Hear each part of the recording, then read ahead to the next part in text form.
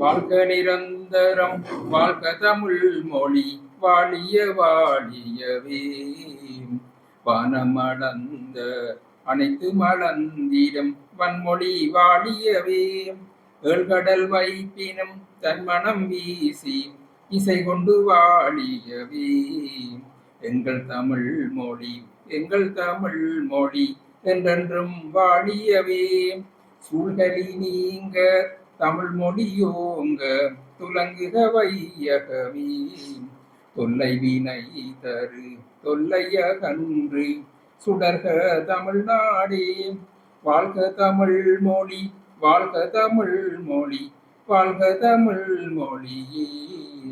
வானமறிந்த அனைத்து மறிந்து வளர்மொழி வாழியவே வளர்மொழி வாழியவே.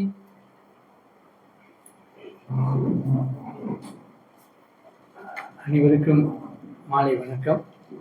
இன்று எங்களுடைய இலக்கிய களம் நிகழ்ச்சியிலே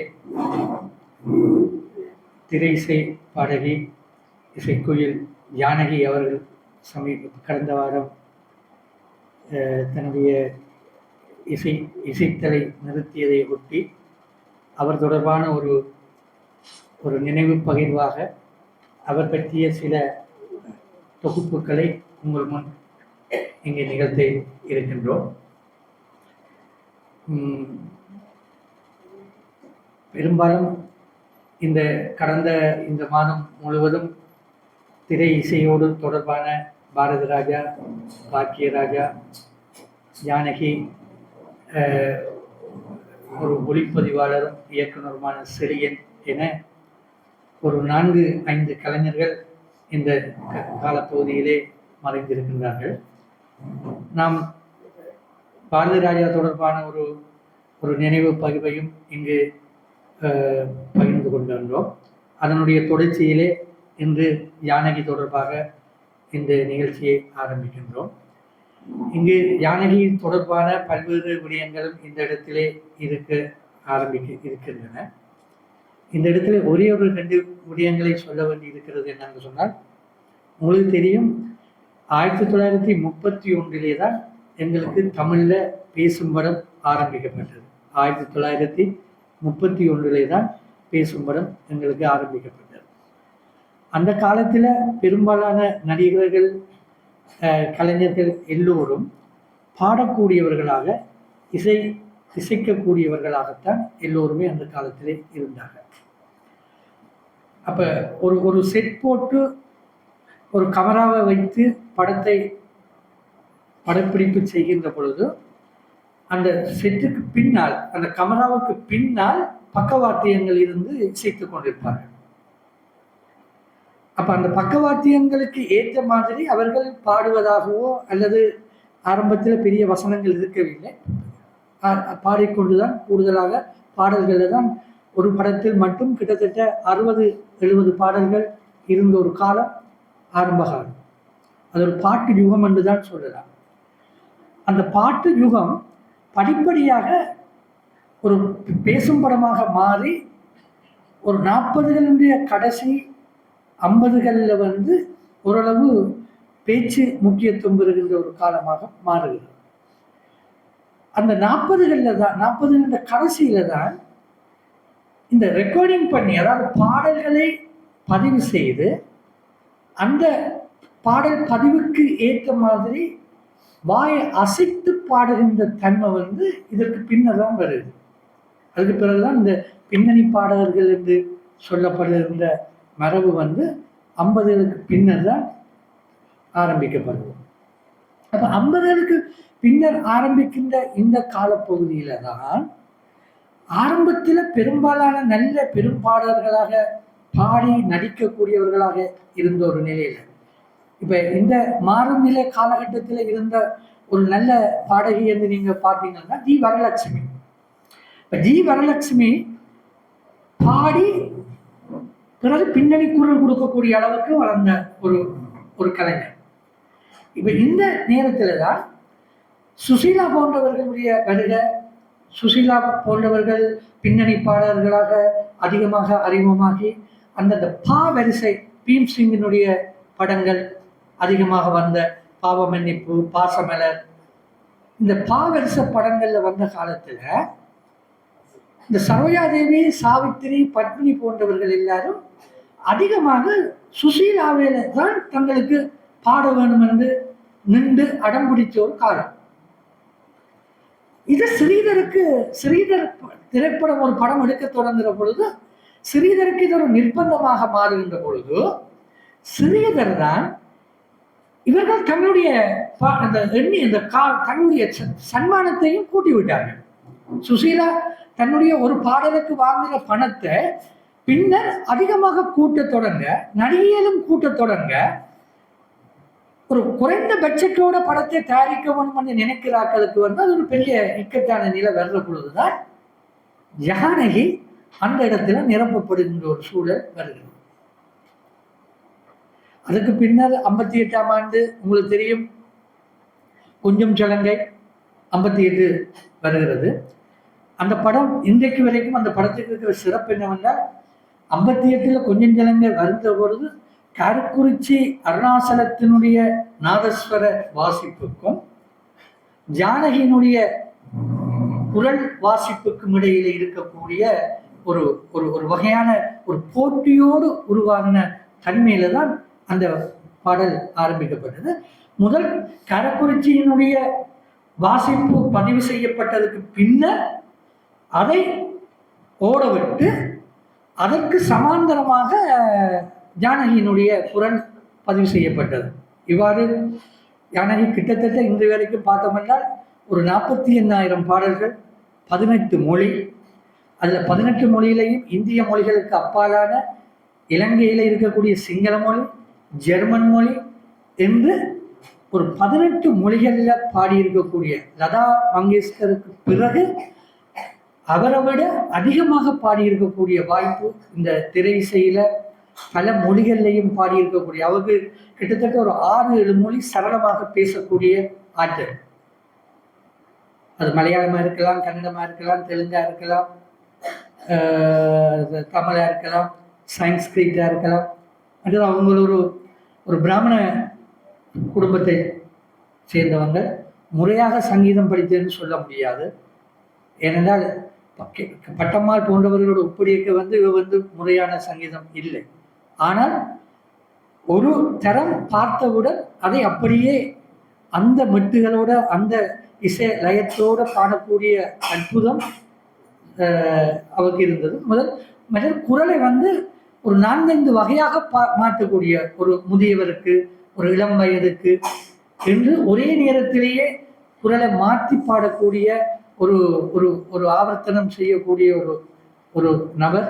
அந்த வகையில என்ன திரை இசை என்பதும் தமிழ் இசையினுடைய ஒரு கிளைப்பாடு என்ற வகையில நாங்கள் அதையும் புரிந்து கொள்வது, அதை ரசிக்க பழகுறது என்பது மிக முக்கியம். மற்றது அவங்க பல பாடல்கள் இந்த ஒரு கர்நாடக சங்கீதத்தினுடைய இந்த கிளாசிக்கல் மியூசிக்கினுடைய அந்த உருப்படிகளுக்கு சமாந்தரமாக அதை திரை இசையில மிளிர விட்டதிலையும் ஜானகிக்கு ஒரு முக்கியமான பங்கு இருக்குது. அந்த வகையில இப்பொழுது நாம் அவனுடைய இந்த தொகுப்பை பார்ப்போம்.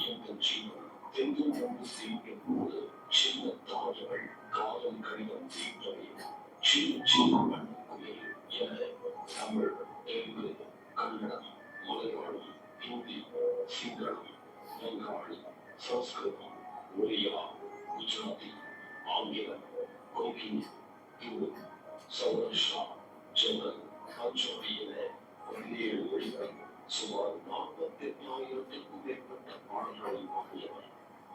இளமை தகுந்த பெண் குரலை மட்டுமல்ல, கம்பீரம் நிறைந்த ஆண் குரலில் பாடி அசத்தியவர் ஜானகி அம்மா.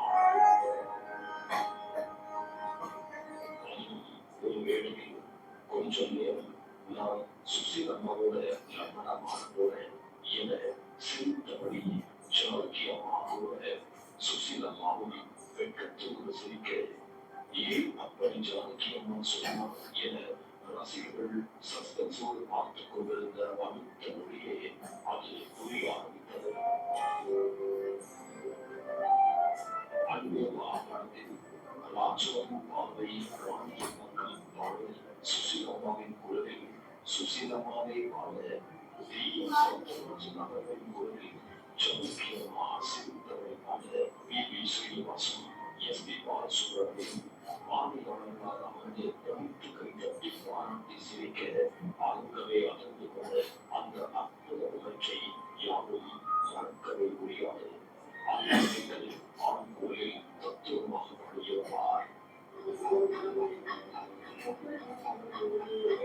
ஆந்திர பிரதேசத்தின் கூற்றல் மாவட்டத்தில் பிறந்த எஸ். ஜானகி 1957 வீட்டின் விளையாட்டு என்ற திரைப்படத்தில் பாடியது மூலம் தனது இசை பயணத்தை தொடங்கியவர். தமிழ்நாடு, கேரளம், கர்நாடகா, ஆந்திரா ஆகிய மாநில அரசுகளிடம் இருந்து 33க்கும் மேற்பட்ட மாநில விருதுகளை பெற்ற இவர் 4 தேசிய விருதுகளை வென்றுள்ளார். சிறு வயதிலேயே இசையில் ஆர்வம் இருந்ததால் நாதசுவரத்தை ரவிசாமி என்பவரிடம் முறையாக இசை பயிற்சியை பெற்ற இவர் அகில இந்திய வானொலியில் 1956 பாட்டுப் போட்டி ஒன்றை நடத்திய போது அதில் கலந்து கொண்டு அப்போதைய ஜனாதிபதி டாக்டர் ராஜேந்திர பிரசாத்திடம் பரிசு பெற்றார். ஜானகியின் வாழ்க்கையில் கொஞ்சம் சொல்கள் திரைப்படம் பெரும் திருப்பத்தை ஏற்படுத்தியது. எஸ். எம். சுப்பையா நாயுடு இசையில் கால் கோச்சி ராமாச்சலத்தின் நாதஸ்வர இசையோடு எழுந்தது இந்த படத்துக்காக இவர் பாடிய சிங்கார வேலே தேவா என்ற பாடல் மிகவும் பிரபலமானது. கமர்ஷியல் சாதனை படைத்த அந்த பாடலை தொடர்ந்து ஜானகிக்கு பரவாத வாய்ப்புகள் வர ஆரம்பித்தாலும் தமிழில் அவரை புகழ் உச்சிக்கு எடுத்துச் சென்ற படம் என்றால் அது இசைஞான இளையராஜா இசையில் இவர் அன்னக்கிளி திரைப்படத்தில் பாடிய பாடல்கள் தான். அந்த படத்துக்காக இவர் பாடிய அனைத்து பாடல்களுமே என்றாலும் அன்னக்கிளியின் உள்ள தேடுதே என்று தொடங்கும் பாடல் இவருக்கு தன் ஒரு அடையாளத்தை பெற்றுத்தந்தது. இப்படி பல்வேறு பாடல்களை பாடி தமிழ் திரை உலகின் பழம்பெரும் மூத்த பாடகியான எஸ். ஜானகி இத்தனை வருடங்கள் நிறைய பாடல்கள் பாடிவிட்டேன், இது போதும் என நிறுத்திவிட்டேன், திருப்தியாக ஓய்வு பெறுகிறேன் என்று ஓய்வு பெறப்போவதாக 2016 அறிவித்தார். அதற்கு காரணம் கேட்டபோது பாட முடியாமல் போல் ஏன் என் உயிர் பாடுகிறார் என்று பிறர் சொல்லி அதன் பிறகு பாடுவதை நிறுத்துவதை விட மரியாதையாக ஒதுக்கிவிடலாம் என்று நினைத்தேன் என தன்னடக்கத்தோடு கூறியிருந்தார். இவர் கடைசியாக பாடிய பாட்டு 2016 மலையாளத்தில் வெளியான 10 கண்கள் படத்தில் அம்மப்பூவின் பாடல்தான். இந்த பாடலை பாடிய பிறகுதான் இனி பாடப்போவது இல்லை என முடிவெடுத்தார். தென்னிந்தியாவின் வளர்ச்சிக்கு இசை அரசு என்று பல்வேறு பட்டங்களை புகழப்படும் எஸ். ஜானகி ஓய்வு பெற்ற பிறகு மைசூரில் தனது மகன் குடும்பத்தாருடன் வசித்து வந்தார். இவரது ஒரே மகன் முரளி கிருஷ்ணா கடந்த ஜனவரி மாதம் உடல்நலக் குறைவு காரணமாக மரணமடைந்தார். மருமகள் உமா மற்றும் பேர பிள்ளைகளுடன் மைசூரிலேயே ஜானகி அம்மா வசித்து வந்தார். தனது ஒரு மகன் இறந்த ஜானகியை உடல்நலக் குறைவு பற்றிக் கொண்டது. கடந்த சில மாதங்களாகவே அவர் உடல்நல குறைவால் அவதிப்பட்டு வந்தார். ஜூலை 11ஆம் தேதி அவரது உடல்நிலை மோசமடையவே உடனடியாக மைசூரில் உள்ள அப்போலோ மருத்துவமனையில் அனுமதிக்கப்பட்டார். தீவிர சிகிச்சைக்கு அனுமதிக்கப்பட்ட ஜானகி அவர்களுக்கு சிகிச்சையின் போது மாரடைப்பு ஏற்பட்டு உயிர் பிரிந்தது. இறுதிச் சடங்குகள் மைசூரில் நடக்க வேண்டும் என்று எஸ். ஜானகி கூறியிருந்தார். அவரது விருப்பப்படியே நாங்கள் மைசூரில் இறுதிச் சடங்குகளை நடத்துகிறோம். முதலமைச்சரை என்னிடம் தொலைபேசியில் பேசினார். முதலமைச்சரின் வழிகாட்டுதலின்படி அனைத்தும் செய்யப்படும். முழுமையான அரசு மரியாதைகளுடன் இறுதிச் சடங்குகள் நடத்தப்பட வேண்டும் என ஜானகியின் குடும்பத்தாருடன் கலந்தாலோசித்த பிறகு பொறுப்பு அமைச்சர் டாக்டர் யதீந்திர சித்தராமையா இந்த அறிக்கையை வெளியிட்டார்.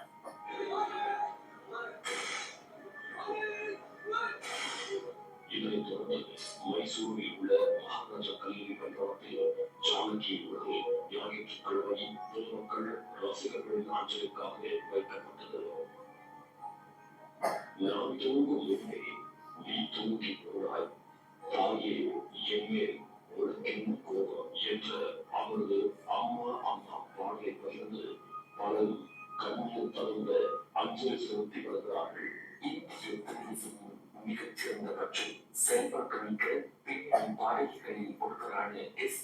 ஜானகி எனப்படும் சிஸ்டா ஸ்ரீராமமூர்த்தி ஜானகி தனது 88வது வயதில் இன்று கர்நாடக மாநிலம் மைசூரில் காலமானார். 1938 ஏப்ரல் 23ஆம் தேதியன்று ஆந்திர பிரதேசத்தின் குண்டூர் மாவட்டத்தில் பிறந்த இவர் திரையுலகிலும் ரசிகர்களாலும் ஜானகி அம்மா என்றும் தென்னிந்தியாவின் குயின் மற்றும் கான கோகிலா என்றும் அன்போடு அழைக்கப்பட்டார். 1957ஆம் ஆண்டு தனது 19வது வயதில் விதியின் விளையாட்டு என்ற தமிழ் திரைப்படத்தின் மூலம் தனது திரையிசை பயணத்தை தொடங்கிய ஜானகி சுமார் 60 ஆண்டுகளுக்கும் மேலாக இசைத்துறையில் தீவிரமாக பணியாற்றினார். தமிழ், கன்னடம், தெலுங்கு, மலையாளம், இந்தி உள்ளிட்ட 20க்கும் மேற்பட்ட இந்திய மற்றும் வெளிநாட்டு மொழிகளில் 48,000க்கும் அதிகமான பாடல்களை பாடி சாதனை படைத்துள்ளார். பாடல்களில் உணர்ச்சிகளை வெளிப்படுத்துவதையும் குரலை விதவிதமாக மாற்றி பாடுவதையும் இணையற்றவராக திகழ்ந்ததால் இவர் குயின் ஆஃப் எக்ஸ்பிரஷன் என்று போற்றப்பட்டார். தனது அசாத்திய பாடும் திறமைக்காக 4 தேசிய திரைப்பட விருதுகளையும் 33 மாநில அரசு விருதுகளையும் வென்றுள்ளார். இதில் தமிழக அரசின் கலைமாமணி விருதும் கர்நாடக அரசின் ராஜ் யோத்சவ விருதும் அடங்குகின்றன. மேலும் மைசூர் பல்கலைக்கழகம் இவருக்கு கௌரவ டாக்டர் பட்டம் வழங்கி சிறப்பித்தது. இசைத்துறையில் இவரது அரிய பங்களிப்புக்கு இந்தியாவின் உயரிய விருதான பாரத ரத்னா வழங்கப்பட வேண்டும் என்ற உயரிய நோக்கில் கடந்த 2013ஆம் ஆண்டு மத்திய அரசு இவருக்கு அறிவித்த பத்மபூஷன் விருதை ஏற்க மறுத்துவிட்டார். தனது வசீகர குரலால் பல தலைமுறை ரசிகர்களை கட்டி போட்ட இந்த இசைக்கோயிலின் மறைவு இந்திய திரையுலகிற்கு உதவி செய்ய முடியாத ஒரு பேரிழப்பாகும். நிறைய விஷயம் நாம பார்க்கும்போதும் கேள்விப்படும் சரி, நேர பார்த்ததும் சரி. இப்போ வேற ஒரு சிங்கர் வந்தாங்கன்னாக்கா அது இவ்வளவு கிரமமா இருக்கும்போது அவங்களுடைய வேற மாதிரி இருக்கும். பட் இது ரொம்ப மென்மை, ரொம்ப சாப்பிட்டு எதுவுமே தெரியாத மாதிரியே இருக்கிறது. ரெண்டாவது பாடும்போது எப்பயுமே சில பேர் இந்த சிங்கர்னா ஒரு பாடினாங்க ஒவ்வொரு பிளேஸா எடுத்துக்கலாம் சார், கேட்டு கேட்டு பாடிடுறாங்க. பட் இவரும் சரி எஸ்பிபி சரி அவங்க பாடும்போது ஒரு பல்லையில ஃபுல்லாவே பாடி சனம் ஒண்ணுன்னா சனம் ஒன்று அப்படியே கேட்டு மெமரிஸ் பண்ணிட்டு சம்டைம்ஸ் லிங்க் கூட பார்க்காம ஒரு பாடுறதை நான் பார்த்துருக்கேன். அவ்வளோ மெமரிபிள் பர்சன். ரெண்டாவது திறமை உள்வாங்கிறது சில பேர் விதமா ப்ரெசென்ட் பண்ணுவாங்க. அது அப்படியே ஒரு இது அப்படி எதுவுமே தெரியாம இப்படி பார்த்துட்டு பாடும்போது அப்படி ஒரு பிரமாதமான வெளிப்பாடா இருக்கும் அவங்களுடைய இது. அதே மாதிரி மிக எளிமையான ஒரு நபர்னு சொல்ல முடியும். இன்னும் சொல்ல போனா அதாவது கூட போட்டிருந்தேன், சில பேரால் பாட முடியும், சில பேரா நடித்து பாட முடியுங்கிறதுக்கு இந்த பாடலிலே நடித்து காமிக்கக்கூடிய அதாவது நடிப்புல சில நிறைய தன்மை இருக்கு. நூறு சதவீதம் சொல்லலாம். நாளை காலத்து எல்லாமே நடிக்கக்கூடிய ஒரு தன்மை வந்து இந்த குரல்ல நம்ம பார்க்கலாம். 70 ஆண்டு காலம் இந்திய திரையிசை உலகை கட்டியாக தென்னிந்தியாவின் இலக்கியங்கள் என்று சொல்லக்கூடிய ஜானகி அம்மாள் இன்றைக்கு நம்மளுக்கு தெரிந்திருக்கிறார். அவருடைய உடல் தெரிந்திருக்கிறது, ஆனால் அவருடைய உடலும் பாடலும் என்றைக்கும் நம்மளால் இருக்கும் என்ற வகையில் அவருக்கு அஞ்சலி சொல்லிக் கொள்வது. 70 ஆண்டு காலம் சினிமா உலகத்தை கட்டி ஆண்டு வருகிறார். சாதாரண அவங்களுக்கு பொதுவாக தென்னிந்தியாவில் வைக்கின்றீர்கள் அப்படிங்கிற அடைமொழி உண்டு.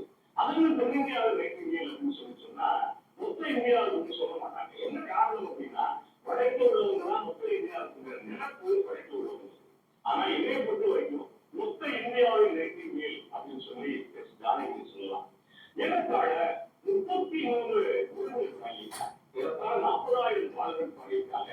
சிங்களம் உட்பட 16 உரைகள் அவங்க பாடினதா சொல்லியிருக்காங்க. இந்திய சினிமாவில் இப்படி ஒரு அசாத்தியமான குரல் யாருக்குமே இல்லை அப்படிங்கிறதால சொல்லணும். என்ன காரணம் அப்படின்னா 100% பாவங்களோட மொத்த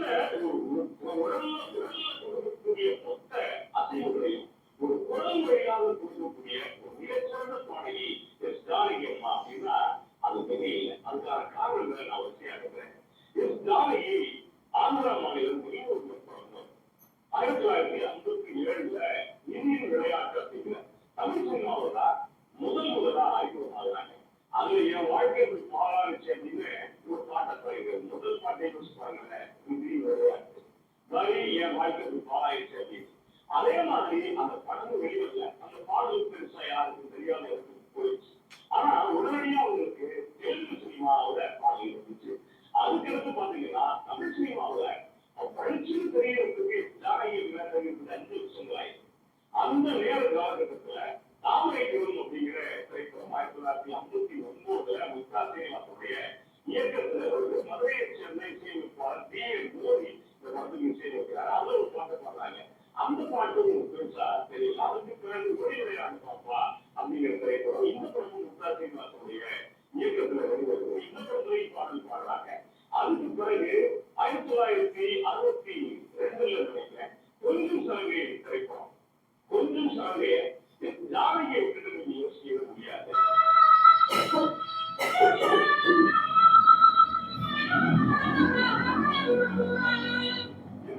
சாமத்துக்கு நினைச்ச வித்தியாசமான திரைப்படம்.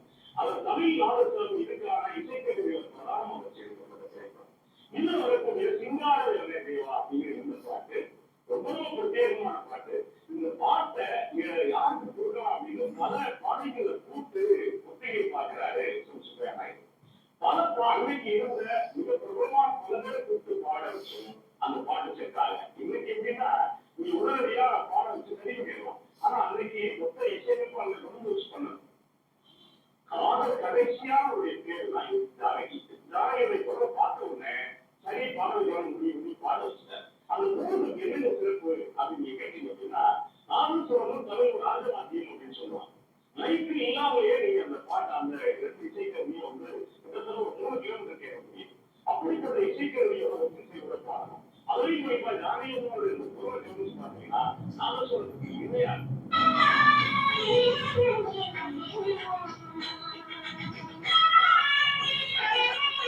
அப்படி பண்ணாங்க அப்படின்னா அப்படியே நானும் சொல்றது ஜானகியா அப்படிங்கிற தன்மாசம் அந்த பாட்டை அப்படியே சிறப்பாக பண்ணியிருப்பாங்க. ஜானகியமா என்ன சொல்லியிருப்பாங்க அப்படின்னா நான் பெருசா இசை கத்துக்கல அப்படின்னு சொல்லியிருப்பாங்க. அது அவங்களுடைய ஒரு மேம்போக்கான இடத்தை காட்டுது. ஆனா இந்த பாடல் கேட்கிற ஒவ்வொருத்தருக்கும் அந்த அம்மா எந்த அளவுக்கு இசையை பரிச்சை போயிருப்பாங்க அப்படிங்கிறது நமக்கு ரொம்ப தெளிவா இருக்கும். ஆனா கொஞ்சம் ஜானகியில வரக்கூடிய சிங்காரவேலா தேவா பாட்டு பாடின பிறகு பெரிய அளவுக்கு ஜானகி அம்மாவுக்கு தமிழ் சினிமா உலகத்துல வாய்ப்பு கிடைச்சா அப்படின்னா இல்ல அப்படின்னு தான் சொல்லுவோம். அவங்களும் இன்னொருமா 2 பாட்டு பாடியிருப்பாங்க. குறிப்பா இயக்குனர் ஸ்ரீதருக்கு ஜானகி அம்மாவோட பிடிக்கும். அதனால அவருடைய படங்கள்ல கண்டிப்பா ஒரு பாட்டு அவர் கொடுத்திருப்பார். தேர்தல் உலகத்தில் வரக்கூடிய ரோகோ என்ற தேவி வாராய் என்ற தேவி அந்த பாட்டு. அதே மாதிரி அவருக்கு என்று ஒரு மண் படத்துல வரக்கூடிய ரொம்பவும் அழகான ஒரு பாட்டு உன்னதத்தில் என்னை கொடுத்த அப்படிங்கிற பாட்டு.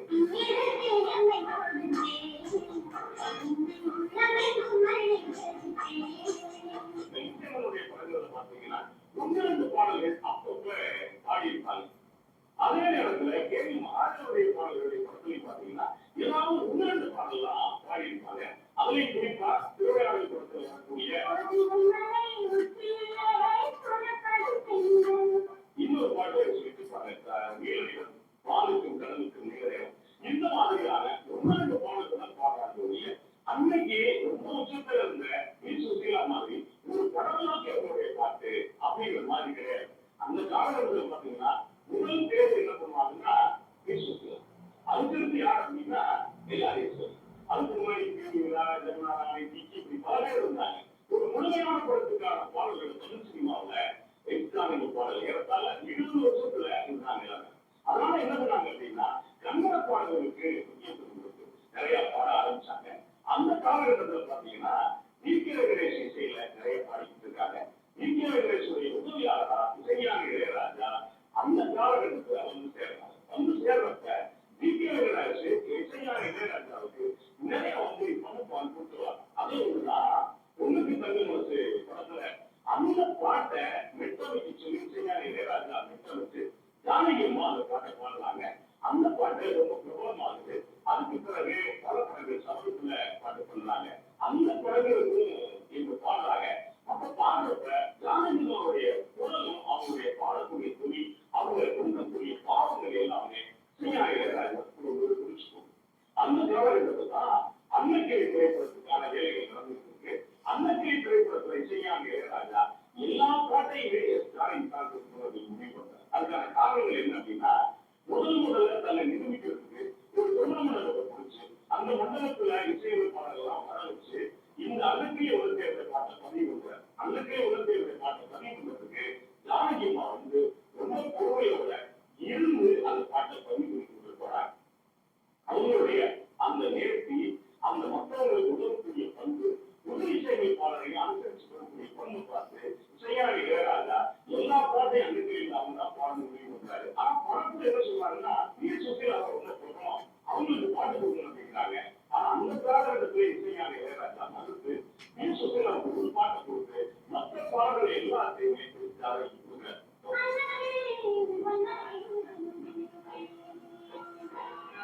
அப்போ 1970 கடைசி காலகட்டத்துக்கு பிறகுதான் ஜானகி அப்படிங்கிற குரல் வந்து உச்சத்துக்கு போகுது, புகழ் உச்சத்துக்கு போகுது. அதுக்கு அடுத்து இசைஞானி இளையராஜாவுடைய இசையில ரொம்ப அதிகமான பாடல் பாடுங்க யார் அப்படின்னா ஜானகி அப்படிங்கிற இடத்துக்கு வந்து சேர்றாங்க. சங்கரேஸ்வரர் இசையில எக்கச்சக்கமா பாடுறாங்க. தேவாலய இசையில நிறைய பாடுறாங்க. சந்திரமோசி இசையில நிறைய பாடுறாங்க. அதுக்கு பிறகு வந்து பழைய இசை பாடல்கள் சிப்பி ராஜ்குமார் அதே மாதிரி ஏறத்தான் வரைக்கும் எல்லாருடைய இசையிலையும் பிரதானமான பல பாடல்களை ஜானகிமா பாடியிருக்காங்க. ஜானகிமாவுக்கு பெரிய சிறப்பு என்ன அப்படின்னா ரொம்ப யதார்த்தமா இருக்கக்கூடியவங்க யாரையும் பார்த்து பொறாமப்பட மாட்டாங்க. பத்மபூஷன் இந்திய அரசாங்கம் கொடுக்கிறோம் அப்படின்னு சொன்னப்ப அதை வந்து கர்வத்தோடு நடத்துறவங்க என்ன காரணம் அப்படின்னா 15 ஆண்டுகளுக்கு முன்பு எனக்கு கொண்டு கொடுத்துருக்கணும் இப்பவே கொடுக்குறீங்க அப்படின்னு சொல்லிட்டு விருது எனக்கு முக்கியம் இல்லை, ரசிகர்கள் தான் எனக்கு முக்கியம் அப்படின்னு சொல்லிட்டு விருதை மறுத்த நிராகரிச்ச அவ்வளவு ஒரு அசாத்தியமான ஜானகிக்கு மற்ற பாடல்களுக்கும் எக்கச்சக்கமான வேறுபாடு இருக்கு.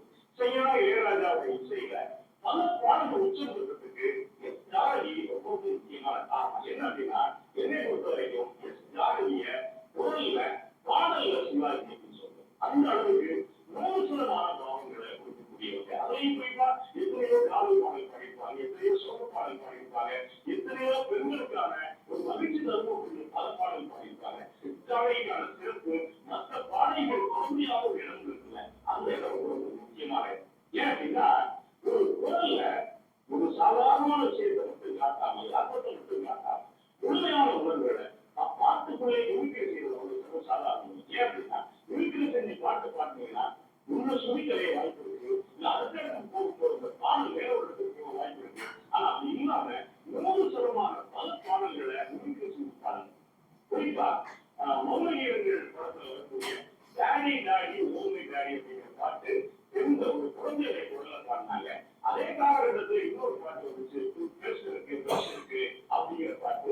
சரி, குழந்தைகளை குரலெல்லாம் அவங்க பாடியிருப்பாங்க அப்படின்னா நெஞ்சத்துக்கு எதிராலே அப்படிங்கிற ஒரு படம் அதுல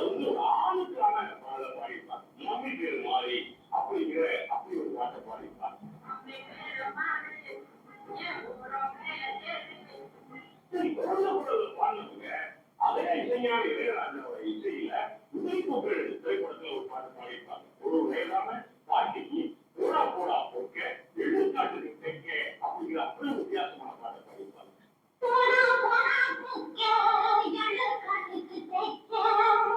இதுதான் அப்படின்னா ஒரு வெள்ளந்தியான அப்பாவியான ஒரு பேருடைய குழந்தைன்னா இதுக்கு வேத மகன்ல உறுதி எதிர்கொள்ளலாம் மனித சிறப்பாளா அப்படிங்கிற பாட்டு பாடியிருப்பாங்க. இந்த பாட்டெல்லாம் இந்த மாதிரியான ஒரு முக்கியத்துவத்தோட வேற ஒரு பாடல்கள் பாட முடியும் அப்படின்னா எதை கேட்டா 199% அந்த உணர்வு பாட முடியாது அப்படின்னு நான் அடிச்சு சொல்றேன். அதே மாதிரி அவங்க பாடல் பாடல்கள்ல காமத்துக்கான பாடல்கள் அதாவது விரதாபத்துக்கான பாடல்கள் விரதாபத்துக்கான பாடல்கள 100% அந்த உணர்வுகளோட பாடலாக வெளிப்படுத்தக்கூடியவங்க குறிப்பாக ஜானகி அம்மா. நீங்க ஆரம்பத்துல இருந்து கவனிச்சு பாத்தீங்கன்னா அத்தனை விதமான பாடல்கள் பாடியிருப்பாங்க. அதையும் குறிப்பா விரதாபத்துல வரக்கூடிய 2 பாட்டு, ஒண்ணு நிலாக்காயுது, இன்னொன்னு நேற்று அம்மா. இன்னொரு வகையான உணர்வு கொடுக்குது அப்படின்னா பொன்னாலும் பங்கேற்று அந்த மாதிரியான ஒரு பாட்டு. அதே மாதிரி மன்னன் படத்துல வரக்கூடிய ரஜினிகாந்த் அவர்களும் சேர்ந்து பாடின அது பாட்டு. அதே மாதிரி ஏறத்தாழ விவசாயத்துக்கு செய்யாம இளையராஜா பெரும்பான்மையாக 99% பாடல்களை பாடுங்க. இன்னொரு விஷயத்த சொல்றேன்னா தமிழ் சினிமா அவர்கள இந்திய சினிமா அவர்களுடைய வேற யாரும் பாட முடியாத வித்தியாசமான ஒரு பாடல பாடியிருக்காங்க.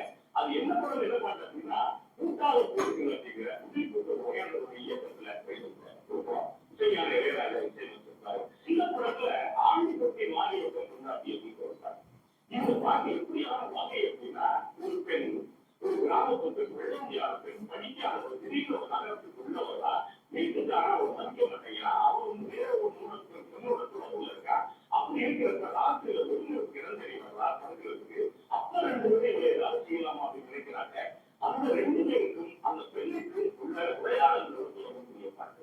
இப்படி ஒரு பாட்டை தமிழ் சினிமா மட்டும் இந்திய சினிமாவோட ஒரு பாட்டை யோசிச்சிருக்காரு. அப்படி ஒரு பாட்டை செய்வீங்க. இந்த பாட்டுக்குள்ள தோணுச்சு பாத்தீங்கன்னா அழுகை சுத்தி போடுறது வெள்ளந்தியான ஒரு பெண்ணுடைய வாழ்க்கை உள்பட அப்படியே கூட்டு உண்மையிலேயே ஒரு படிக்காத ஒரு கிராமத்து பெண் தென்மாவட்டத்துல இருந்தா 1980 அப்படின்னா அவருடைய அந்த வடிவத்தை தன்னுடைய குரல்ல கொண்டு வந்திருப்பாங்க.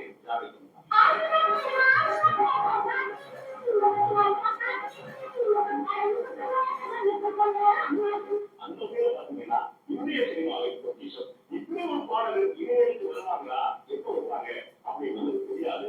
அந்த அளவுக்கு மொத்த பாவங்களை உருவாக்கக்கூடிய தமிழ் சினிமாவை மிகவும் புரிந்த இந்திய சினிமாக்களை மிகவும் புரிந்த இன்னும் சொல்ல போனால் தமிழை மிக சிறப்பாக உச்சரித்த நல்ல குரலுக்கு சொன்னதாக வித்தியாசமான பாடல்களுக்கு சொன்னதாக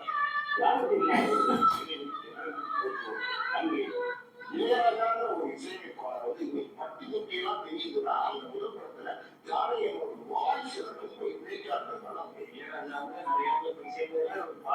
நிறைய பாதி பங்கு முழு பங்கு சொல்றது லைட்டா அந்த சிரிக்கிறது முறைகிறது உண்மையை உண்மை சிரிப்பு வந்து செக்ஸியா இருக்காங்களா அந்த வாய்ஸ் வந்து செக்ஸியா இருக்கா அப்படின்னு கண்டுபிடிச்சாங்க. அந்த குழந்தைகள் வாய்ஸ் மாதிரி தாடி தாடி உண்மை தாடி அந்த பாட்டு ஜானகியம்மா பாடுற பாட்டு நம்புவீங்களா? அதே மாதிரி ஜானகியம்மா வந்து மெயின் வாய்ஸ் பாடிட்டாங்க. அந்த பாட்டை கேட்கும் போது இது ஜானகியம்மா தான் பாடினாங்கன்னு தெரியாது. அந்த அளவுக்கு ஆழமான ஒன்று பாட்டு. அது வந்து ரேவதி, அப்புறம் வந்து ஊர்வசி, அப்புறம் ரோகிணி 3 பேர் பாடுவாங்க. ஒரு பாட்டு அந்த ஒரு பாட்டுல 3 பேரோட குரலும் ஜானகியம்மா பாடினாங்க. எப்படி முடியாது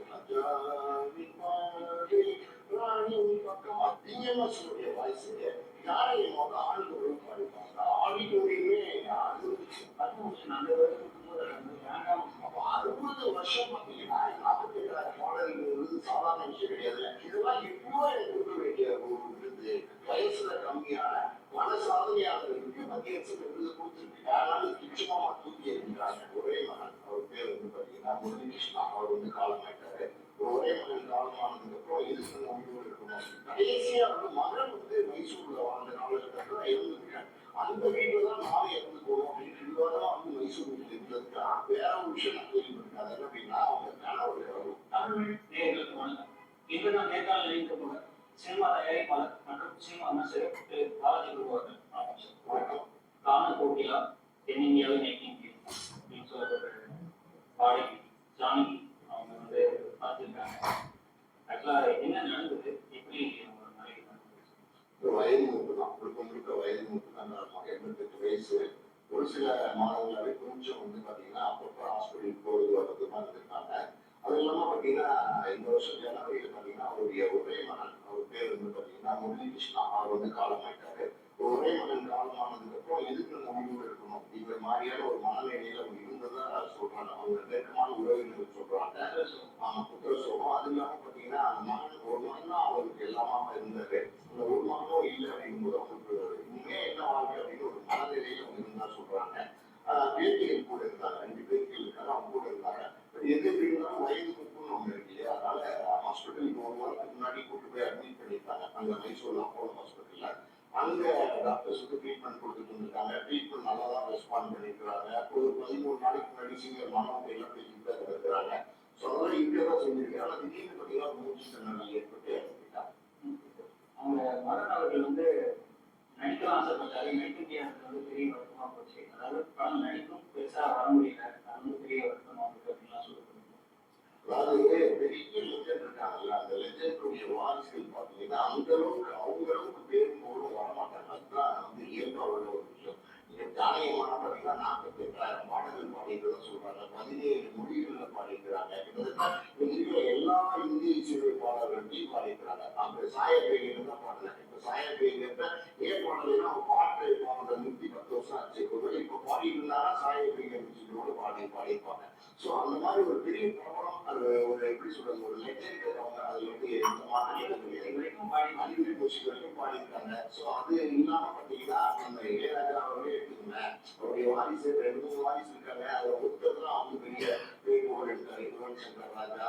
அதே மாதிரி பார்த்தீங்கன்னா MS விஸ்வநாதனோட வாரிசோ இல்ல சிவாஜி கணேசனுடைய பேரர்களோ சொல்றேன். ஒரு உதாரணத்துக்கு பெரிய பெரிய சாதனை படைத்த சாதனையாளர்கள் மாணவர்களுடைய வாரிசுகள் அவர்களை மிஞ்சிய சாதனைகளை படைப்பார்கள் அப்படின்னா ஒரு சில பேர் படைப்பாங்க. ஆனா பாத்தீங்கன்னா பல பேர் வந்து வெளியே எஸ்பிபி பையன், எஸ்பிபி சார் நல்ல பாடகர் தான். ஆனா எஸ்பிபியோட உயரத்தை தொடர்பு காணவும் முடியல. அந்த மாதிரி வந்து நிறைய கன்னட படங்கள்லாம் ஆரம்பத்தில் நடிச்சிருக்கிறாரு.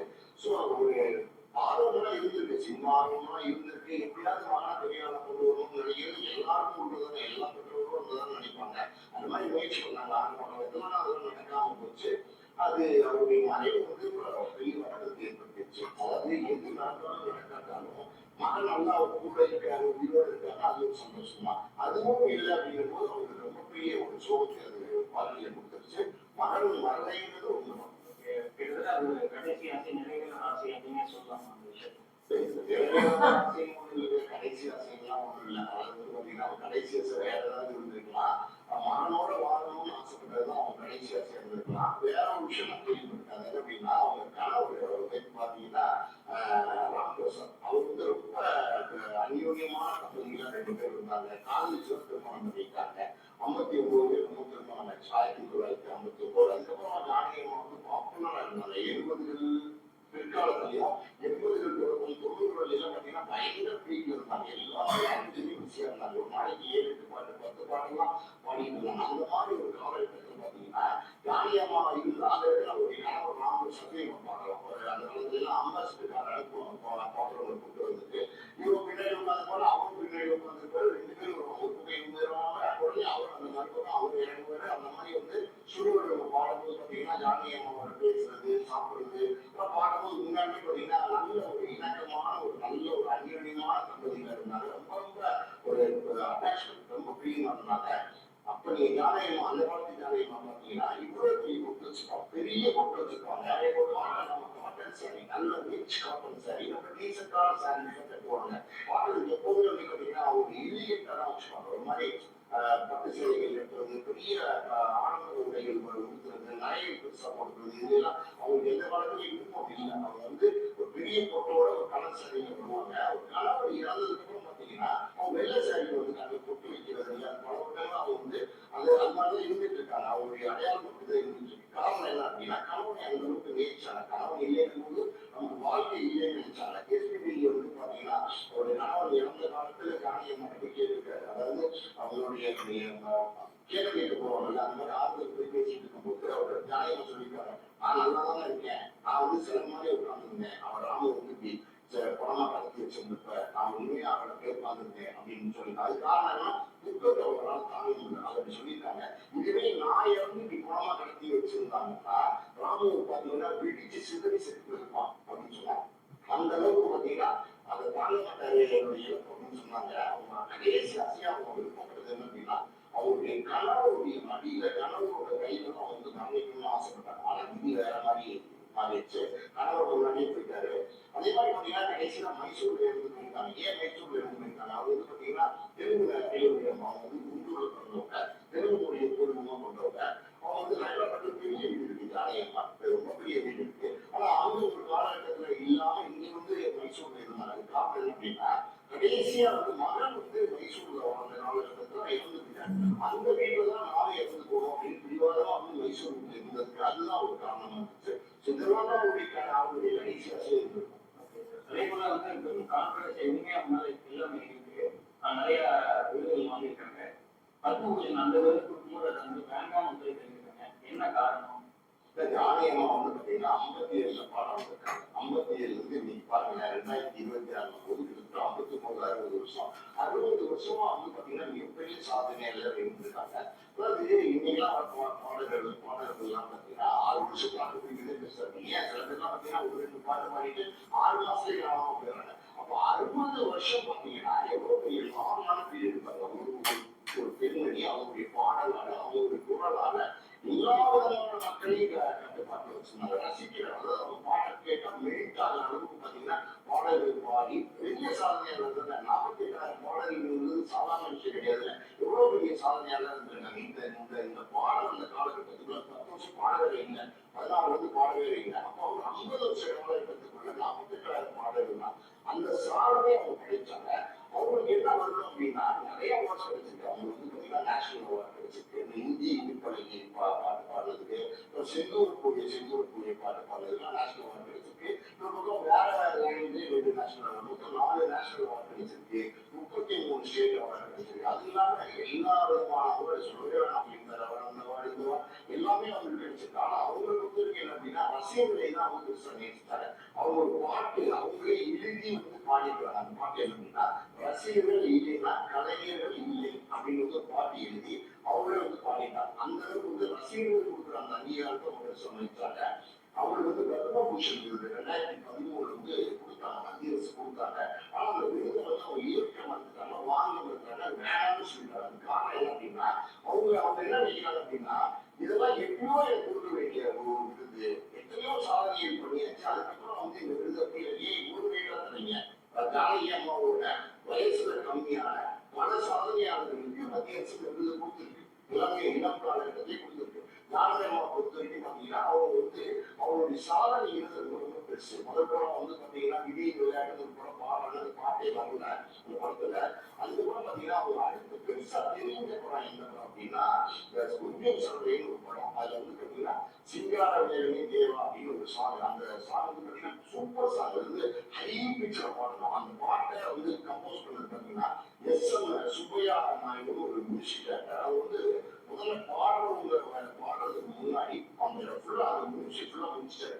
நாதஸ்வரம் ஃபுல்லா நாதஸ்வரம். அவங்களுக்கு வந்து திருவிழாவில் பாடுற பாட்டு அந்த நாதஸ்வரங்கிற போது எப்படின்னா அது நாதஸ்வரத்துடைய வாய்ஸ் இருக்கு, அந்த பேஸ் வாய்ஸ் இருக்கு, சவுண்டு. அந்த சவுண்டு ரொம்ப பெருசா வந்து ஒரு எதிர்ப்பு அவ்வளவு பவர்ஃபுல்லா இருக்கும்.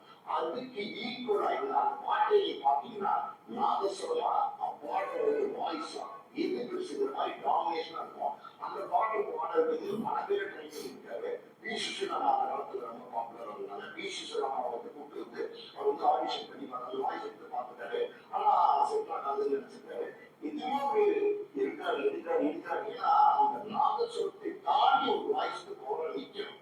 அந்த மாதிரி ஒரு வாய்ஸ் கிடைக்கல. பாம்பேக்கு போய் லதா மங்கேஷ்வர் இருக்காங்களே அவங்கள பாட்டு பாட வச்சு டெஸ்ட் பண்ணி பார்த்துட்டாரு. செட் ஆகுது. அந்த காலகட்டத்தில் தான் ஜானகி அம்மா வந்து யாரும் ப்ரொடியூஸ் பண்ணியிருக்காங்க. இவங்க போய் பார்த்துருக்காங்க. ஜானகி அம்மாவோட வாய்ஸ் கேட்டா வேற மாதிரி இருக்கு. அப்படி தெரிஞ்சிருக்கிற வாய்ஸ் இதுதான் நம்ம எதிர்பார்த்த வாய்ஸ். அந்த படத்துல வந்து ஜானகி அம்மா பாட வைக்கிறாங்க. அந்த பாட்டு இப்ப நீங்க கேட்டு பாருங்க. அது அவ்வளவு வந்து சூப்பரா இருக்கும். அவ்வளவு ஹை பிக்சர் பாடுறது பெரிய அந்த பாட்டுக்கும் நாதஸ்வரத்துக்கும் அந்த மியூசிக்கும் தூக்கும் அந்த பாட்டு. அந்த பாட்டு எல்லாம் பார்த்தீங்கன்னா அவங்களோட சாதனை காட்டுவாங்க. அந்த பாட்டுல யாரையும் பாட முடியாது. எத்தனை பேர் வேணாம்னு சொல்லி இந்த மாதிரி பாடிட்டாங்க. அப்படி பல சாதனைகளை படைத்த ஒரு பாடகியே அவர் இருந்திருக்காங்க. எப்ப பாடினா அந்த பாட்டுல 62 பாடிட்டாங்க இந்த படத்துல.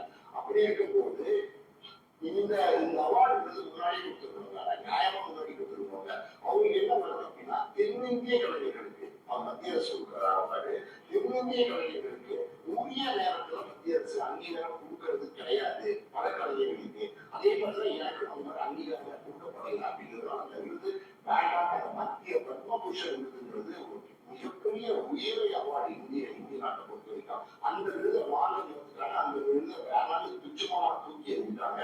அதே நேரத்தில் அவங்க என்ன சொன்னாங்கன்னா, நீங்க வந்து பாரத ரத்னா விருது கொடுங்க நான் வாங்கிக்கிறேன் அப்படின்னா. இதெல்லாம் யாருமே சொல்ல மாட்டாங்க. ஒரு போல்டான ஒரு லேடி ஒரு பிரச்சனையில பயங்கரமா போல்டா வந்து பேசுவாங்க போறாங்க. ஒரு மியூசிக் டைரக்டர் ஏதோ ஒரு படம் அது வந்து பாத்தீங்கன்னா யானைகள் ஒரு பாட்டு பாடிட்டாங்க, அது நிறைய திருத்தங்கள் சொல்லியிருக்காங்க, மறுபடியும் பாடிட்டாங்க, 2-3 தடவை வந்து திருத்தங்கள் சொல்லியிருக்காங்க. அப்ப யானை என்ன சொல்லிடுறாங்க, நீங்க சொல்லி கொடுத்ததால சார் நான் பாடுறேன், நீங்க திருப்பி நீங்க வந்து சொல்லி கொடுக்கறதால நான் பாடுறேன், நீங்க மறுபடியும் சொன்னீங்கன்னா அப்பா பாடுறேன்னு சொன்னீங்கன்னா என்ன அர்த்தம் அப்படின்னு சொல்லி மியூசிக் டைரக்டர் சண்டைக்கு போயிட்டான்.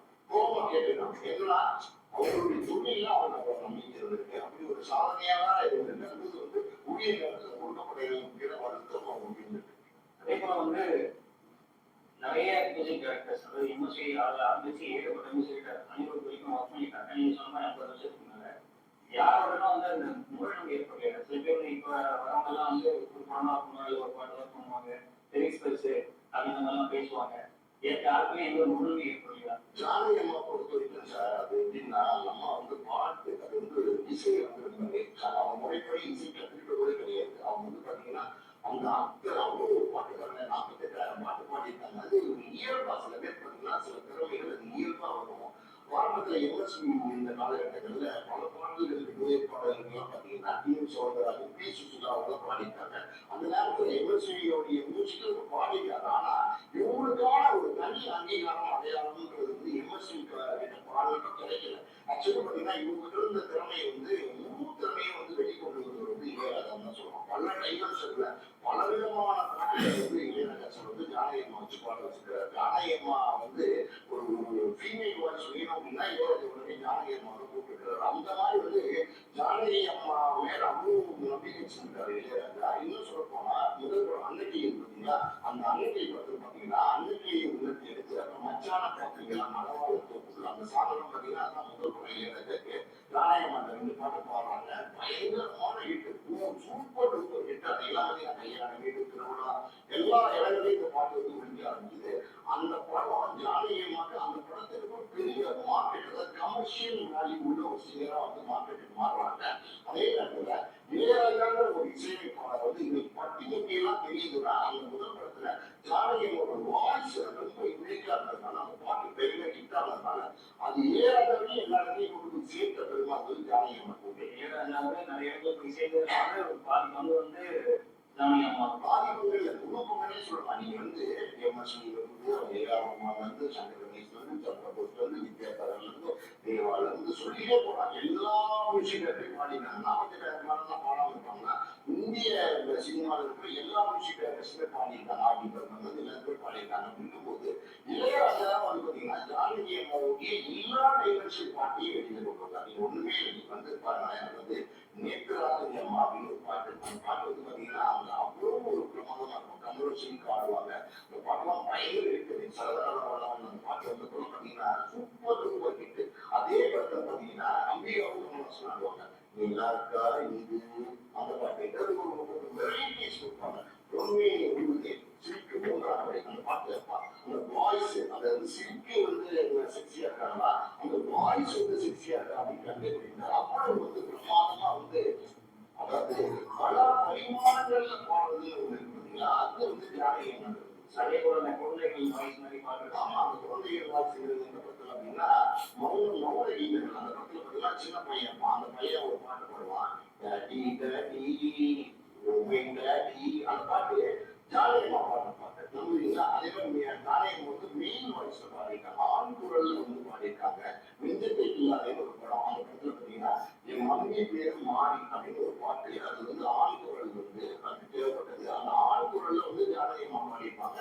அந்த பாட்டை கேட்கும் போது இது ஜானகி அம்மா தான் பாடினாங்கன்னு தெரியாது, அந்த அளவுக்கு ஆண் குரலாவே இருந்திருக்கும். ஜானகி அம்மா தான் பாடியிருப்பாங்க. இன்னொரு விஷயம் சொல்றீங்க, குரல் மாத்தி மாத்தி இந்த குரலெல்லாம் ஜானகி அம்மா பாடுவாங்க. அந்த வழியில பாத்தீங்கன்னா ஒரு மேடையில வந்து ஒரு பாட்டு பி சுசிலா அம்மா ஜானகி அம்மா 2 பேரும் ஒரு கச்சேரி வந்து பாடுறாங்க. அந்த கச்சேரியில பாடும்போது பாத்தீங்கன்னா ஜானகியம்மா சொல்றாங்க, கொஞ்ச நேரத்துக்கு நான் வந்து பி சுசிலாமா வந்து லவ் பண்ண போறேன் அப்படிங்கிறாங்க. வேற அந்த உள்ளவங்களுக்குலாம் ஆடியன்ஸ்லாம் ஒருமைப்படுங்க சொல்றாங்க அப்படின்னு ஒரு பாட்டு பாடுறாங்க. அந்த பாட்டு என்ன பார்த்தீங்கன்னா, ராஜாவின் பார்வையில் ராணியின் பக்கம், ராஜாவின் பார்வையில் ராணியின் பக்கம். அந்த பாட்டு வந்து ஒரிஜினல் வருஷன் படத்துல வந்து அங்கே படத்துல எம்ஜிஆரும் பாடின அந்த பாட்டு. அது எப்படின்னா பி சுசில் அம்மாவும் டிஎம் சவுந்தரராஜனும் பாடிப்பாங்க அந்த பாட்டை. ஆனா இந்த வேலையில பி சுசில் அம்மாவும் அந்த ஃபீமேல் வாய்ஸ் வந்து பார்த்தீங்கன்னா அவ்வளவுதான் பாடிப்பாங்க. பி சுசில் அம்மா இந்த டிஎம்எஸ் வாய்ஸ் யாரையும் ஆளுநர்களும் பாடிப்பாங்க. அந்த அந்த ஆடிட்டோரியமே அது இருந்துச்சு. அந்த அளவுக்கு வந்து டேலண்டட், மோஸ்ட் டேலண்டட் ஒரு பாட்டு அப்படின்னா அந்த பாட்டை மக்கள்கிட்ட கொண்டு போய் சேர்க்கிறது போது அது முழுசா மக்கள் ரசிக்கிற மாதிரி எல்லா வேலையும் பண்ணுவோம். இன்னொரு அதாவது பாட்டுல வந்து டைலாக் சொல்றாங்க, பாட்டுல வந்து சிரிப்பாங்க, பாட்டுல வந்து மூச்சுவாங்க, பாட்டுல வந்து பாத்தீங்கன்னா இந்த மூமெண்ட்ஸ் சொல்லுவாங்க. அது வந்து கில்லாடி யாருன்னா ஜானகியம்மா. அந்த சிக்ஸ் மூமெண்ட்ஸ் சொல்றாங்க, லைட்டா அந்த சிரிக்கிறது, உணர்கிறது, அந்த அப்படியே ஒரு மாதிரி விரசமா ஒரு மாதிரி கொடுப்பாங்க. அது ஆக்சுவலி பாத்தீங்கன்னா தேவைப்படுங்க அந்த மாதிரி. அதனால ஒரு ஐட்டம்ஸ் எல்லாம் இருக்கும். அந்த மூமெண்ட்ஸ் எல்லாம் பாத்தீங்கன்னா அவ்வளவு ஒரு நல்லமா வந்து ஜானகியம்மா கொடுப்பாங்க. இன்னொன்று அப்படிங்க, நம்ம பாஜகவோட அந்த படம் முன்னாடி நினைச்சு அந்த படத்துல பாத்தீங்கன்னா ஒரு பாட்டு ஊரு சேர்ந்து படுத்துக்கிட்டு அப்படியே அம்மை ஆடணும். கேட்குவாங்க யாராலையும் போட்டு அந்த மாதிரி பலவிதமான டைமென்ஷன்ல பாடுவாங்க. இன்னொன்று என்ன அப்படின்னா ஒரு நல்ல பீக் இருக்காங்கல்ல, டூரிஸ்ட் சாங்கு பாடிட்டு இருக்கும் போது திடீர்னு ஒரு மெயின் வாய்ஸ், திடீர்னு ஒரு குழந்தை வாய்ஸ் பண்ணும்போது எப்படின்னா வோக்கல் கார்டு மாறும், வோக்கல் கார்டே மாறும். மெயின் வாய்ஸ் எல்லாம் பாடணும்னா கடவுளே பாடலாம், ஆண்கள் காட்டி அவன் பாடிட்டு அடுத்து ஒரு பாட்டு வந்து பாட முடியுமா அப்படின்னா 4 நாள் பார்ப்போம். அதனால பொதுவாக பார்த்தீங்கன்னா பாப்புலர் ஆகிற சிங்கர்ஸ் வந்து வேண்டாம்னு வாங்க, வாய்ப்பு வந்தா கூட வேண்டாம்னு வாங்க. ஆனா இவங்க ஒரு பாட்டு காலையில 10 மணிக்கு மெயின் வாய்ஸ்ல பாடுறாங்க அப்படின்னா திருப்பி அடுத்த பாட்டு வந்து பார்த்தீங்கன்னா ஃபீமேல் வாய்ஸ்ல அந்த அம்மாவை கண்டிப்பா டூயட் பண்ண ஆரம்பிச்சோம். ஸோ அந்த மாதிரி அந்த அந்த மேஜிக் இருக்குங்களா, அது எல்லாமே வந்து ஜானகியம்மா இருந்தது. ஜானகியம்மா வந்து முழுக்க அவருடைய படங்கள்ல வந்து எக்ஸ்ப்ளாய்ட் பண்றதுன்னு சொல்லுவாங்க. அவருடைய திறமையை முழுக்க எடுத்துக்கிட்டது வந்து இளையராஜா. அந்த பெருமை வந்து எத்தனையோ இசையமைப்பாளர்கள் பாடல்கள் அவங்க பாடியிருக்கலாம். ஆனா ஜானகியம்மா அப்படிங்கிறவங்களுடைய பல பரிமாணங்களை வெளியில் கொடுத்தது இளையராஜா. அதே போலவே அந்த மாதிரி வந்து நிறைய சாமான்களுக்கு ஒர்க் பண்ணியிருக்காங்க. இப்போ எப்பயுமே வந்து இளையராஜா, வைரமுத்து அவங்களுக்கு எல்லாம் 2 பெரிய ஆளுநர்களா இருக்கும்போது முன்னாள் நடந்தது என்னதான் இந்த மாதிரிலாம் இருக்கும். இவங்களுக்கு அந்த மாதிரியான விஷயங்கள் எதுவும் நடக்கவே ஈகோல பார்க்க மாட்டாங்க.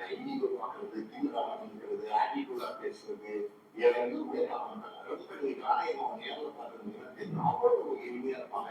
கையெழுத்து கொஞ்சம் மூட இருக்கவங்களுக்கு பார்க்கறதே பிடிக்கும். அப்படிப்பட்டவங்க எப்படி வந்து கோபமா பேசுவாங்க, யாருக்கிட்டையுமே கண்டிப்பா தான் பேசுவாங்க.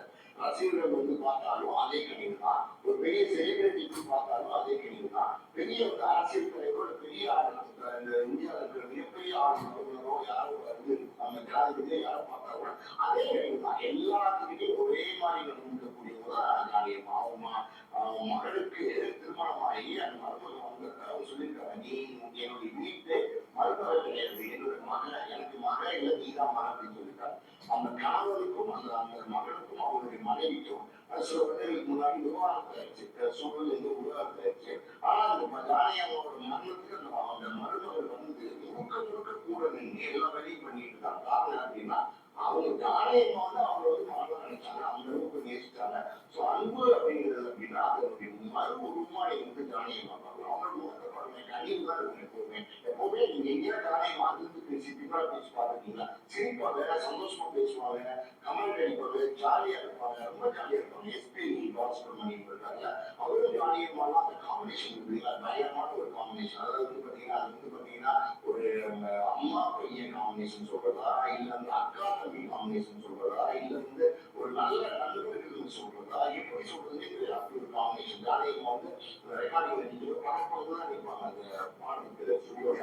ரெக்கார்டிங் வந்து பாத்தீங்கன்னா அவங்க எப்பவுமே கையில வந்து கட்சி வச்சிருப்பாங்க. நீங்க பார்த்துருக்கீங்க, நீங்க மேடைகள்ல கூட பாருங்க, இத்தூண்டு ஒரு சின்ன புக் வச்சிருப்பாங்க. ஒரு பாட்டுன்னா அந்த பாட்டு இத்தூண்டு எழுதி வச்சிருப்பாங்க, முழு பாட்டை. இது பார்த்து அவங்க படிப்பாங்க, எழுதி வச்சிருப்பாங்க. இது அதே நேரத்தில் நீங்க பாத்தீங்கன்னா மேடைகள்ல பல பாடல்கள் வந்து பாத்தீங்கன்னா எஸ்பிபில இருந்து மனோல் உண்டு, யாரா இருந்தாலும் சரி, பாடும்போது பாத்தீங்கன்னா முகத்திலையும் ஒரு பாவனை கட்டணும், உடல்லையும் ஒரு பாவனை கட்டணும். ஸ்டேஜ் ஷோ பண்ணும்போது ஆனா ஜாலியோட ஸ்டேஜ் ஷோ எப்படி பாருங்க பாடுவாங்க. அந்த பாட்டு பாடும்போது அவங்க முகத்துல எந்த உணர்வும் இருக்காது, உடல்ல எந்த மொழியும் இருக்காது, பாடிட்டே இருப்பாங்க. ஆனா அந்த அந்த அந்த நவரசத்தை வந்து குரல் எடுத்துக்கும் ஜானியம். அப்படிப்பட்ட ஒரு டேலண்ட் ஜானியமாக. அப்ப ஒரு பாடும்போது எஸ்பிக்கு பாத்தீங்கன்னா ஜானியமோட கட்சி கட்டே அப்படின்னு சொன்னோம். ஜானியமோட கட்சியை கொடுங்கிறது, பம்பெடுக்கிறது. ஸோ ஜானியமா வந்து கண்டுபிடிச்சாங்க. எஸ்பிபி கண்டுபிடிச்சது வந்து ஜானியமா. ஒரு பாட்டு போட்டிக்கு வந்து ஜானியமா வந்து தலைமையை கண்டிப்பா போறாங்க. அந்த காலத்துல போகும்போது எஸ்பிபி பாடுற பாட்டை பார்த்து இவரை செலக்ட் பண்ணி ஒரு அவார்டு கொடுத்தாங்க. அதுக்கப்புறம் தான் இவருக்கு வந்து எஸ்பிபிக்கு வந்து பெரிய பெரிய வாய்ப்புகள் கிடைச்சிச்சு. எஸ்பிபி வந்து செல்லமா வந்து சுப்பிரமணியா அப்படின்னு கூப்பிடுறது வந்து ஜானகியம்மா தான். ஸோ ஜானகியம்மா அப்படின்னு சொன்னீங்கன்னா அவங்க எந்த காலத்திலயும் வந்து பதிவான ஒரு பெண்மணியா தான் இருந்திருக்காங்க. கடைசி வரைக்கும் அப்படிதான் இருந்திருக்காங்க. அவங்க எந்த காலத்திலயுமே வந்து பாத்தீங்கன்னா அவங்களோட ஆட்டிடியூட்லயோ அவங்களுடைய பிஹேவியர்லயோ சேஞ்சஸே வந்ததில்லை. ஊரே உலகமே இல்லாத ஒரு பாடலியா இருந்தாங்க கூட அவங்க வந்து கனிவாகவும் ரொம்ப எளிமையாகவும் ரொம்ப மரியாதையாகவும் அன்பாகவும் அடக்கமாகவும் ரொம்ப ஏன் தேவா படத்துல வந்து முதல்ல ஒரு பாட்டு பாட போயிருந்தாங்க. தேவா மியூசிக்ல ஃபர்ஸ்ட் தேவா வீட்டுக்கு போய் கூப்பிட்டு பெரிய சிங்கர்ல என்னோட படத்துல ஒரு பாட்டு அப்பதான் வராது தேவா பாட்டு பாடணுமா அப்படின்னு கூப்பிட்டு வரா சார் ஒன்றும் பிரச்சனை இல்லை அப்படின்னு சொல்லியிருந்தாங்க. சுகர் போய் தேவா சார் இது கண்டா தேவா சார் இது கண்டா தேவா சார் வீட்டு வரலாம கேட்டுருக்காங்க. அப்ப தேவா சார் ஒரு பையன் மாட்டினா யாரெல்லாம் சொல்ல வேண்டாம் அப்படின்னு அந்த அளவுக்கு தேவா அவர் வந்து ஒரு எவ்வளவு பின்னாடி வந்து ஒரு மியூசிக் வயதுல எவ்வளவு இளையவர் அந்த ஜானகியம்மா கம்பேர் பண்ணும்போது அவராக வந்து பாத்தீங்கன்னா சார்னு கொடுத்துருக்காங்க. அந்த அளவுக்கு வந்து அது எதாவது சொல்றதுல அவங்க வந்து கனிவின் மரபு இருப்பான். அதே போல வந்து ஜானகியம்மா அவங்களுடைய வேற சாதனைகள் அதை பத்தி சொல்லுங்க. ஜானகியம்மா அப்படின்னா அந்த டைமென்ஷன் அவங்களுடைய டைமென்ஷன் வந்து ரொம்ப ரொம்ப வித்தியாசமான டைமென்ஷன் தான். ஒரு பாட்டு மகளிர் மட்டும் பார்த்தீங்கன்னா ஒரு பாட்டு, அதாவது காலமாடு ஒன்று ஒரு பாட்டு, அது வந்து ரேவதி, அப்புறம் வந்து ஊர்வசி, அப்புறம் ரோகிணி, 3 பேர் பாட்டு ஊர் பாட்டு. அந்த ஊர் பாட்டுல 3 பேரோட ஜானகியம்மா பாடினாங்க. எப்படி முடியாது? 3 பேரோட ஜானகியம்மா பாடினாங்க. 3 பேருடைய ஒரே வேற போடலாம். அவங்களுக்கு ஒரு மாதிரி இருக்கும், இவங்களுக்கு ஒரு மாதிரி இருக்கும், இவங்களுக்கு ஒரு மாதிரி இருக்கும். இது மாதிரி வந்து நிறைய அவங்க வறுமை அந்த வறுமை சேர்ப்புல வந்து கம்மி மட்டும் ஒரு அதாவது வந்து எப்படின்னா கமலஹாசன் படத்துல சீனியர் வந்து ஒரு கமலஹாசன் சேலஞ்ச் பண்ற மாதிரி ஒரு சீனு. நான் வந்து ஒரு மெட்டு சொன்னா அவங்களால டக்குனு பாட்டு பாட முடியும் அப்படின்னு கேட்கலாம். அப்ப அந்த மெட்டை மட்டும் ஜானகியம்மா பாடுவோம். அதாவது வந்து பார்த்தீங்கன்னா சிப்பி இருக்கு, முத்து இருக்கு, திறந்து பார்க்க அந்த கமலஹாசன் பாடுவார். அது முன்னாடி பார்த்தீங்கன்னா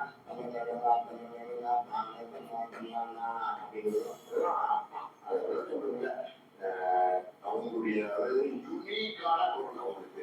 ஒரு சிலர் அப்படின்னா ஜேசுதாஸ் கூட அவர் ரொம்ப பிரமாதமான சிங்கர் தான். அல்லையெல்லாம் மாற்றிக்கிறது கிடையாது. ஜெயச்சந்திரன் ஒருத்தர் இருந்தாரு, மலேசியா வாசகர்கள் எல்லாரும் சொல்லி நாட்டில் வந்து உஷா அப்படின்னா அவங்களுடைய குரல் வந்து தனியா இருக்கு. நம்ம பரவாயில்லையே இருக்குல்ல அந்த குரல் வந்து தனியா தெரியும். சில நேரங்கள்ல பலருக்கு அந்த குரல் வந்து சூட் ஆகும் சினிமால வந்து. ஆனா ஜானகியம்மாவோட குரல் வந்து எல்லாருக்கும் சூட் ஆகும். அதனாலதான் நான் வந்து பாட முடிஞ்சிச்சு. எவ்வளவு எஸ்பிபியோடைய பாடல் எண்ணிக்கை ஜேசுதாஸோட பாடல் எண்ணிக்கை நீங்க எடுத்து பாத்தீங்கன்னா எஸ்பிபி ஜாஸ்தி பண்ணியிருப்பாரு. ஜேசுதாஸ் அப்படின்னா அந்த குரல் வந்து அவங்க வந்து பல பேர் வந்து குரல் வந்து அப்படியே செட்டா அப்படியே போய் சிலதான் அப்படியே அப்படி ஒரு குரல் உடையவங்களா அவங்க சொல்றதில்ல. அவங்க அவார்டு இதெல்லாம் அவங்களுக்கு எதுவுமே தேவையில்லை.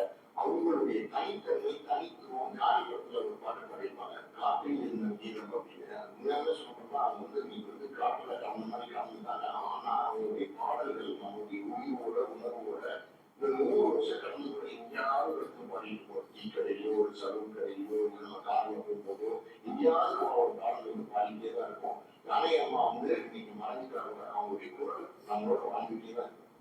ஜானகியம்மா அவர்களுடைய தெரியாத விஷயங்களை வந்து நீங்க பார்த்துருக்கீங்க. கடவுள் எனக்கு கிஃப்ட் கொடுத்த வயசு, கடவுள் கொடுத்த கிஃப்ட் போய் பார்த்து நான் பிறக்கும் போதே கடவுள் எனக்கு பாட்டு கொடுத்தாரு.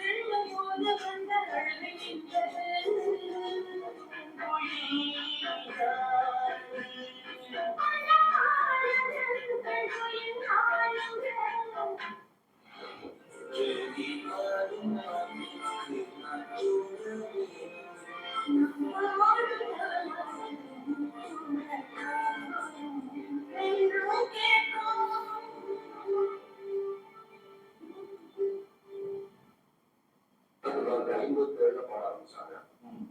ஆனா எஸ்டாலஜி அப்படிங்கிற ஒரு பாடகி வெளியுலகத்துக்கு தமிழ் உலகத்துக்கு தெரிய ஆரம்பிச்சது கொஞ்சம் சில பாடல்கள் அந்த பாடலோட இசைப்பாடல் வந்து நம்ம கேட்கிற அந்த பாடல் வந்து எஸ்டாலஜி பாடுவாங்க, எஸ்டாலஜி பாடுவாங்க, அதே திருப்பி பாடுறது அது வந்து பாட்டு. எஸ்எம் சுப்பையநாடு அதை எப்படி உருவாக்கியிருக்காருன்னா முதல்ல காலகுச்சி அருணாச்சலத்தை வச்சு அதை வாசிட்டார் தனியா வாசி ரெடி பண்ணிட்டாரு. அந்த நீங்க நாதஸ்வரம் வந்து ஒரு திறந்தமையை வாசிக்கிற வாசிக்கிறது, ரெண்டோரு வாசிக்கிறது இல்லை, திருவிழா வாசிக்கிறது, இன்னொரு அப்படி ஒரு சவுண்ட் இருக்கு. அதை வந்து முதல்ல வாசி ரெடி பண்ணிட்டாரு. அந்த ரேஞ்சுக்கு பொருள் தேர்வு கிடையாது. எல்லா இசைப்பாடு எல்லா பாடல்களையும் பாடகையும் பாடி பார்த்துருக்காரு. நாதஸ்வரம் கிட்ட போக முடியல. பம்பாய்க்கு போய் மும்பைக்கு போய் லதா மங்கேஷ்கரி பாட வச்சு கேட்டுருக்காரு. அவங்க ரீச் ஆகல. அதுக்கப்புறம் எஸ்டாலி கிட்ட வந்தபோது எஸ்டாலி பாடும்போது பாத்தீங்கன்னா அந்த காலகுச்சி அருணாச்சலம் அப்படி ஆட்கள் வாசிப்பு அப்படி பிரமாதமா இருக்கும். அதுக்கப்புறம் இந்த அம்மா பாடும்போது பாத்தீங்கன்னா அது டூயட். எப்படி டூயட்னா எஸ்டாலி குழுக்கும் காலகுச்சி அருணாச்சலம் நாமசத்துக்குமார் டூயட்டா இருக்கும். அந்த அம்மா பாடுறத பாத்தீங்கன்னா இப்ப என்ன பண்றது சுபையநாடு இந்த அம்மா பாட்ட முதல்ல இல்லை வச்சுட்டு காலகுச்சி ரெண்டாவது வைக்கிறாரு. இந்த அம்மா பாடுறத பாத்தீங்கன்னா பாத்துக்கலாம் நாம சொல்ற மாதிரி சொல்லலாம். ரெண்டு பேரும் சண்டை, நம்ம ரெண்டு பேரும் யார் போட்டி அப்படிங்கிற மாதிரி பாடிப்பாங்க. எக்ஸ்ட்ரா நிறைய பாட்டு. அந்த பாட்டு வந்து இன்னைக்கும் சொன்னாங்க, இன்னைக்கும் முதல் நடையாளர் பாடலா இருக்குது. இந்த பாடலை அழுத்தி சொல்றேன்னா 1962 அந்த பாடல் பாடப்பட்டது. அந்த அம்மா விருது எப்ப கொடுக்குறாங்க, பத்மபூஷன் கொடுக்குறாங்க. 2013 கொடுக்குறாங்க. நாளைக்கு பாடல்கள் எல்லாம் பார்க்கணும். அவங்களோட சுயமரியாதை ரொம்ப ரொம்ப முக்கியமானது. யாருக்கும் இல்லாத ஒரு கலைஞராக திரைப்பட பாடலாங்கிறவங்களுக்கு ஒரு பெரிய அவசியம், ஒவ்வொரு அவசியம் பேசணும். அந்த பாடல் பண்ண 2013 அவங்களுக்கு வந்து பத்மபூஷன் முதல் கொடுத்தாங்க. எப்போ 1957 பாட ஆரம்பிச்சாங்க. 62 எவ்வளவு கூட சிறப்பான பாடலை பாடின அவங்களுக்கு ஒன்றிய அரசு எப்ப விருது கொடுத்து 2013 வரும்போது அடிச்சாரு இந்த வந்து எனக்கு தேவையில்லை. அதான் மகேஸ்வரா பாட முடியாத பாடலே ஒரு பாடினவங்க.